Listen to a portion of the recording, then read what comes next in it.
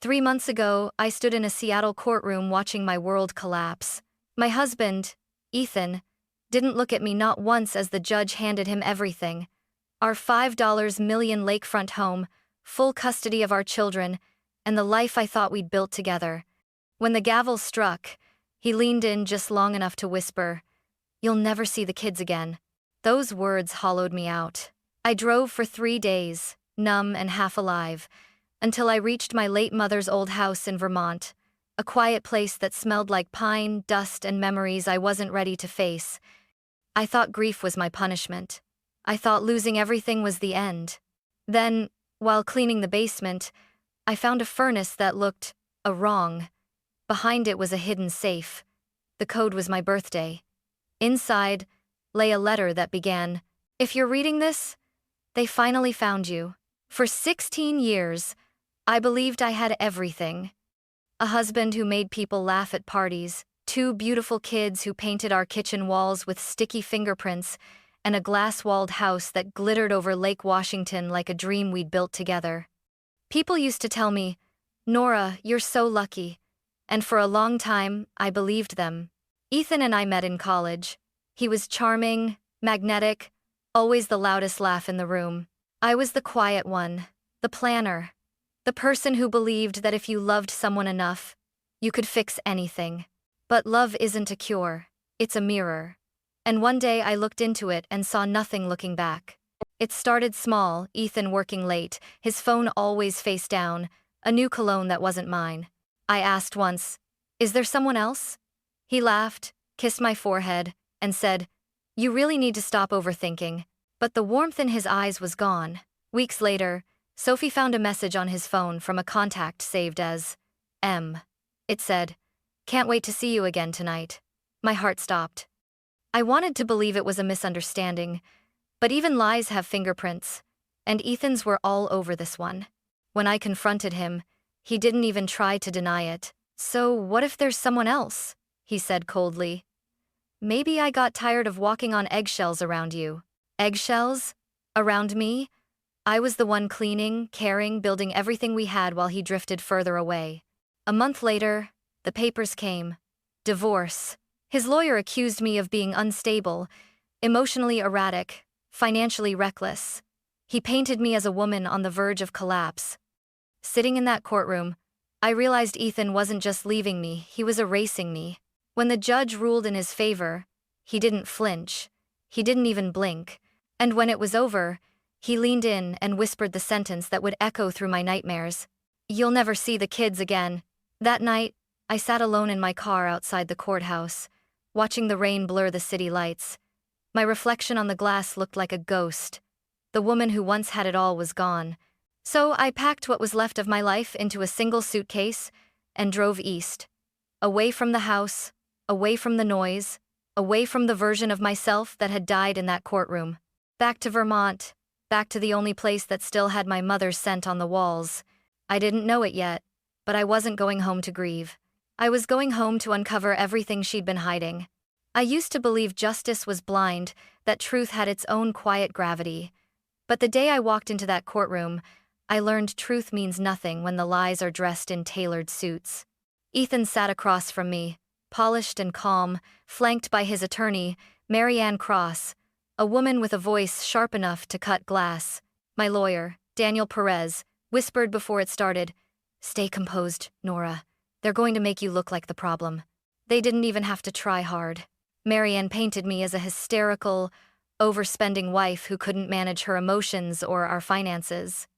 She said I'd withdrawn money secretly, sabotaged Ethan's career, even hinted that I'd emotionally endangered the children. Her tone was honeyed poison. Every word seemed rehearsed, every accusation perfectly timed.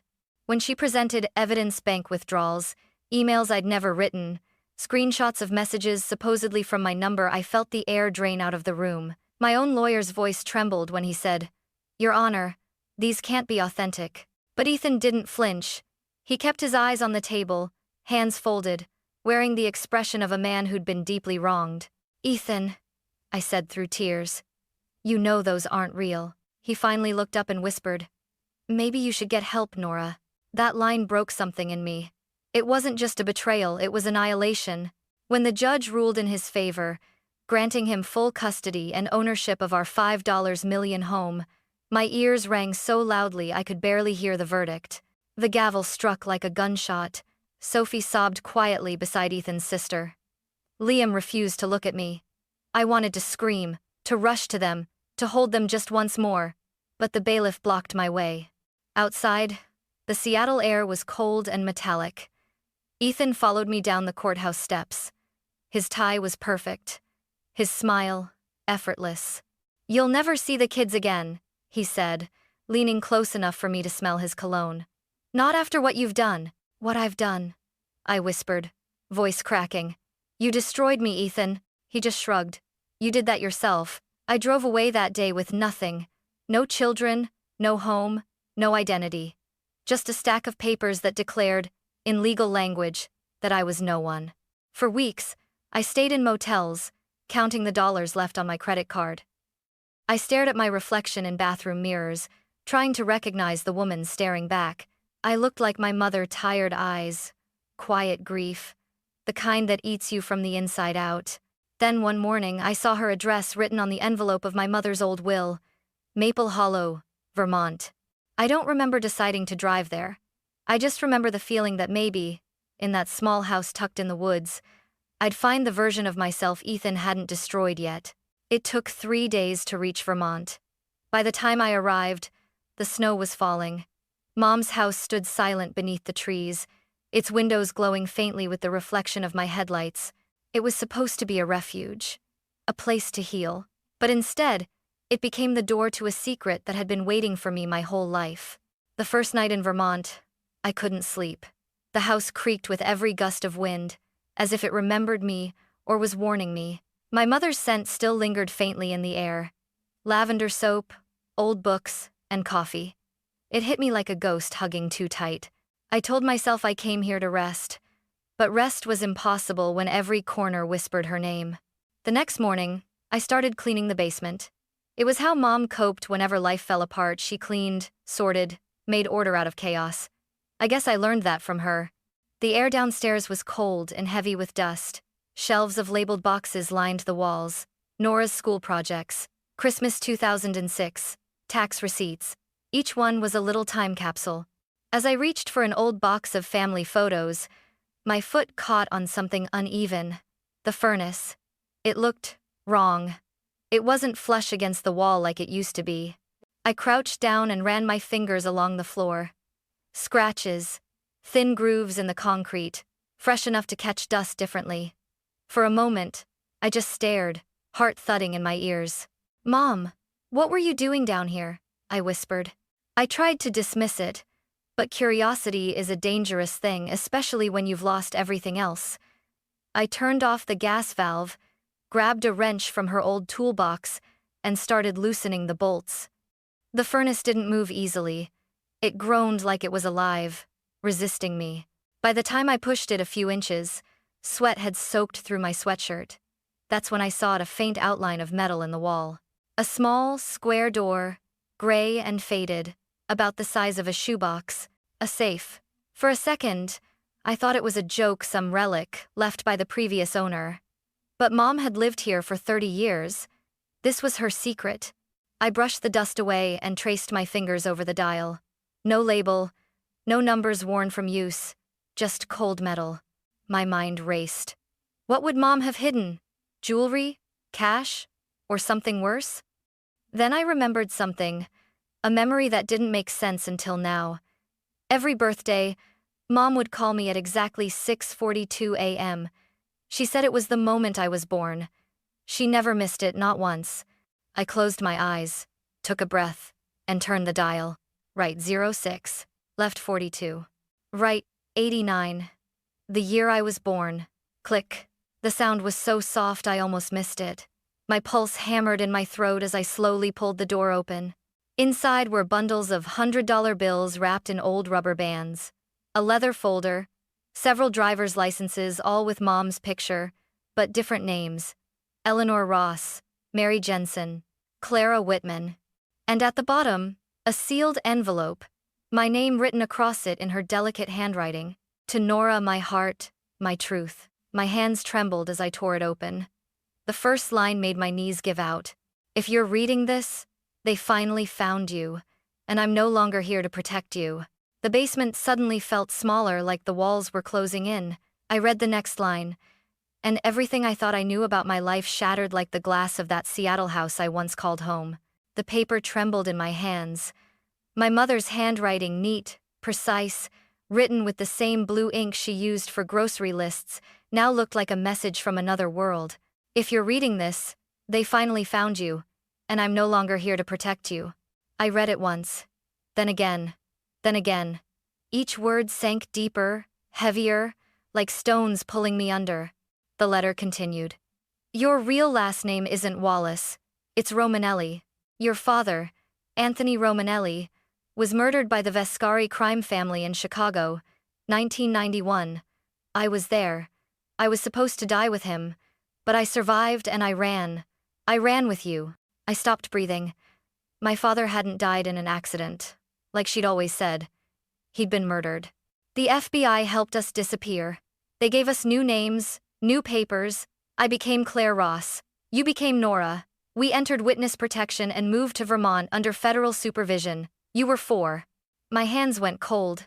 Witness protection? My mother? My entire childhood had been a cover story? I read on, desperate, horrified. They promised we'd be safe if we never made contact with anyone from our old life.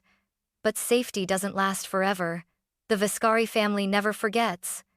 A few years ago, I began hearing things again, questions being asked, people watching. They're looking for us, Nora. I pressed the page against my chest, my heart hammering. The house felt alive, like the walls were listening. There's more. Someone close to you has been helping them find us. I believe it's your husband. The words blurred. I had to steady myself against the wall. Ethan Wallace. That's not his real name either. I found records linking him to Vescari Holdings, a shell company used for money laundering. I don't know if he's working for them willingly or if they've trapped him somehow. But Nora, he is part of this. Your marriage, your business, your fall, it wasn't an accident. Tears stung my eyes. I whispered aloud, No, Mom, that can't be true. I wanted to tear the letter apart, to reject every line, but another page slid out, folded neatly. In the bottom of this safe, there's a flash drive labeled Vermont Project. It contains the documents I gathered before I got sick, names, transactions, photos. If you're in danger, call this number. Agent Theodore Vance, U.S. Marshals Service. He was assigned to protect us years ago. Tell him who you are. Tell him I said it's time. At the very bottom, one last line written shakily, the ink slightly smudged as if she'd cried while writing it. You are stronger than you know, my girl. What destroyed me doesn't have to destroy you. Finish what I started. I sat on the cold basement floor, surrounded by ghosts, my mother, my father, the life I thought I'd had. For the first time in months, my tears weren't for Ethan, or the house, or even my children. They were for the woman who'd carried a secret so heavy she'd buried it behind a furnace. The air felt thinner. My pulse wouldn't slow down. I reached back into the safe, pulled out the small black flash drive, and held it up to the light. On one side, a faint label written in my mother's careful handwriting, Vermont Project. Whatever truth was on this drive, it was going to destroy everything again. But this time, I was ready to face it. I didn't move for a long time. The letter lay open beside me, its edges fluttering in the faint draft from the basement vent. The words looped in my head like a broken record. Your husband is working with them. No. It couldn't be true. Ethan wasn't a saint, but he wasn't a criminal. He couldn't be. I stumbled upstairs, clutching the flash drive like it was burning my skin. My hands were trembling so badly that I nearly dropped my laptop. When the screen lit up, I hesitated, part of me still hoping it was a misunderstanding. Some paranoid fantasy my mother had written while she was sick. But the folder opened easily. Inside were hundreds of documents, scanned FBI reports, transaction logs, photographs, and then there it was, a photo of Ethan, sitting in a Seattle restaurant with a man identified in the file as Marco Vescari. The timestamp read 2019. I gasped so loudly it echoed. My stomach clenched. I thought I might vomit. I scrolled further wire transfers from Viscari Holdings to Ethan's company, Wallace Design Partners. 6 transactions, totaling nearly $450,000. Mom hadn't been paranoid. She'd been right. The betrayal hit me harder than the divorce ever could. I remembered all the nights he'd stayed late, at work, the mysterious calls, the strange calmness during our trial. It wasn't exhaustion, it was calculation. He'd been helping them. I opened the next file, an FBI summary from 1991. Romanelli homicide, witness relocation under Witsec, Claire Ross, alias. My mother's handwriting filled the margins with notes. One line circled in red ink. They always come for the next generation. My chest tightened. My children. If Ethan was working for them, what had he told them? Where were Sophie and Liam now? I grabbed my phone and dialed his number with shaking fingers. Straight to voicemail. I tried again. Finally, a message came through. Ethan, stop contacting me. You're unstable. Get help. I almost screamed. You bastard! I shouted into the empty house, slamming my hand against the wall. My voice cracked, bouncing off the wooden beams. That's when I remembered the final line of my mother's letter. If you're in danger, call Agent Theodore Vance. I looked at the number scrawled in her handwriting. My thumb hovered over the keypad. My breath came shallow and fast. Do it, Nora, I whispered to myself. What else do you have to lose? I pressed call. The line rang once, twice. Then a man's voice, deep and steady. Vance speaking. My throat tightened. Agent Vance. My name is Nora Wallace, or I guess, I swallowed hard. Nora Romanelli. My mother was Claire Ross. She told me to call you. There was silence for several seconds. Then, in a low voice, he said, Where are you right now, ma'am? Vermont. At her old house. Stay there. Lock the doors. Don't talk to anyone. We've been waiting for this call. My knees nearly gave out. You knew about me? We've been monitoring activity around that property for months. We believe the Viscari network reactivated after 30 years. You're not safe, Mrs. Wallace. The way he said it, calm, deliberate, sent a chill down my spine. I'll be there in 4 hours. Do not open that door for anyone but me. The call ended. For the first time since my life had fallen apart, someone else knew the truth and believed me. But that realization came with another. If the marshals had been watching this house, then the people looking for me probably had been, too. I checked the window. The forest outside was dark, quiet, too quiet. A shiver ran down my arms. I shut off the lights, locked every door, and sat at the kitchen table with my mother's letter and the flash drive laid out in front of me. My whole life, every lie, every betrayal, every heartbreak had led to this night. And before the sun rose over the Vermont woods, the truth my mother died protecting would finally come knocking. By the time the black SUVs pulled into the driveway, dawn was just breaking over the Vermont hills. The sky glowed pale orange through the kitchen window, but my hands were still trembling from the night. 3 men stepped out, all wearing dark jackets marked U.S. Marshals. The one in front, tall with silver hair and a voice that could calm a storm, extended his hand. Mrs. Wallace? I'm Agent Theodore Vance. Your mother spoke about you often. My breath caught. You knew her? Claire Ross, he nodded. One of the bravest witnesses I ever protected. Hearing her name from a stranger's lips nearly broke me. They followed me down to the basement. Vance's team photographed everything: the safe, the money, the IDs, the letter. Every so often, one of the agents exchanged glances that said more than words could. She was meticulous, Vance murmured. Even 30 years later, she was still protecting you. I asked the question that had been burning in me since the night before. Ethan, my husband, was she right about him? Vance looked at me for a long time, as if weighing how much truth I could handle. Then, he laid a folder on the table. Inside were surveillance photos: Ethan shaking hands with Marco Viscari, the same man from the drive. Another image showed wire transfers, shell companies, an entire paper trail. He was compromised, Vance said quietly. The Vescari family approached him through real estate investors 4 years ago. At first, it was small networking, harmless business meetings. Then came the loans, the deals, the pressure. He became their tool before he even realized it. My throat tightened. So the divorce, the court case, all of it? Engineered. Vance finished. They needed to bankrupt you, isolate you, make you flee here. This house wasn't random, Nora. It's what they were really after. They thought your mother left evidence behind from the original trial testimony that could destroy them. I felt dizzy. She did leave evidence, it's all here. And now, it's ours, Vance said. Your mother's work might be the key to ending the Vescari syndicate for good. The agents worked for hours cataloging the documents. Every once in a while, Vance would glance at me with a look that was both protective and deeply sad. The look of someone who'd carried too many secrets for too long. Before he left that night, he turned to me. Nora, I need you to understand something. You're not just a victim here, you're a witness. And like your mother, you're the last living thread that connects us to this case. What happens now? I asked, my voice barely steady. Now, he said, we finish what she started. He handed me a new phone, preloaded with encrypted contacts.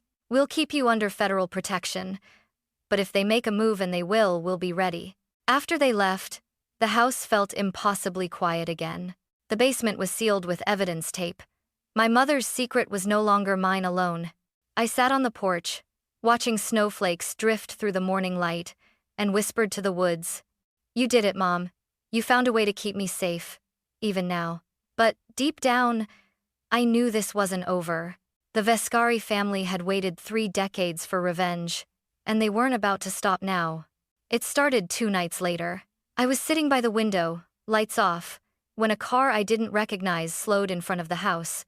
Headlights cut through the trees, then disappeared. My stomach dropped. I called Agent Vance immediately. They're here, aren't they? I whispered. Stay inside, he said firmly. We've got eyes on them. I didn't sleep at all that night. Every sound, the creak of a floorboard, the rustle of branches made my pulse spike. I'd lost everything already, but now I realized they still thought I had more to lose. The next morning, the marshals returned with a plan. Vance explained calmly, like this was routine procedure, but I could see the tension in his jaw. We're going to make contact, he said. We need confirmation from Ethan on record. My chest tightened. You mean, talk to him? A recorded call. He's our link to the Vescari network. They set up the recording equipment right there on my mother's kitchen table. My phone was patched through a secure line. My hands were shaking so hard I almost dropped it when they nodded for me to start dialing. The line rang 3 times. Then, Nora. His voice was low, cautious. For a moment, I couldn't breathe. Ethan, why? My voice cracked. Why did you do this to us? You don't understand, he said quickly. They told me you'd be safe if I cooperated. Safe? I spat. You let them destroy me. You let them take our kids. They promised they wouldn't hurt the children. His voice faltered. If I did what they asked. And what did they ask, Ethan? Silence. Then a long breath. To get you back to Vermont. To make you desperate. They said your mother had something hidden there. Evidence from the old case. Tears blurred my vision. I whispered. You used me. I was trying to protect you. He shouted suddenly. You think I wanted this? I wanted out. But once they have you, Nora, you don't get out. You just do what they tell you until someone stops breathing. Behind me, I heard one of the agents mutter, We got it. The red light on the recorder blinked steady. Vance nodded, signaling me to keep him talking. Where are they now, Ethan? I asked. I don't know, he said hoarsely. They said they'd be in Portland. If I talked, if I told anyone, they'd take the kids next. The line went dead. Within minutes, Vance was on the radio. Orders flew like lightning. Track the signal. Now. By nightfall, they had him. Federal agents arrested Ethan and 3 men affiliated with the Vescari organization at a Portland hotel. Inside their rooms, they found burner phones, surveillance notes, and a printed photo of me taken just days earlier through my living room window. When Vance called to tell me, I didn't know whether to cry or collapse. He's cooperating, Vance said gently. It turns out your husband was as much a victim as you were. They threatened your children. Used him to get to your mother's evidence. For a moment, I couldn't speak. I wanted to hate Ethan. I wanted to scream. But the truth was crueler than hate, it was pity. 2 days later, the marshals arranged for me to call Sophie and Liam. Their voices were small, afraid, but when Sophie whispered, "Mom, are you really okay?" I finally let myself cry. "I'm okay, sweetheart," I said softly. "And we're going to be together again soon. I promise." The investigation moved fast after that. The files from Mom's safe, her Vermont project, gave the FBI the leverage they needed. Bank trails, names, testimony, all pointing back to the same crime family that had destroyed her life 3 decades earlier. For the first time in years, justice didn't feel like a fantasy. It felt like something real, something breathing. The night before the hearing, Vance stopped by one last time. "You did good, Nora," he said, resting a reassuring hand on my shoulder. "Your mother would be proud." I smiled weakly. She already saved me twice. The least I can do is make sure her story ends right. He nodded. "Then tomorrow, we finish this." As he left, I looked out at the snow falling on the old maple trees, the same ones I used to climb as a kid. For the first time, the silence of Vermont didn't scare me. It felt like peace. The kind my mother had fought her whole life to give me. 6 months later, the Vermont snow had melted into soft, green spring. The marshals' cars were gone, the house no longer surrounded by quiet men with earpieces, and for the first time in years, I could open the windows without fear. Ethan pled guilty to federal racketeering and obstruction charges.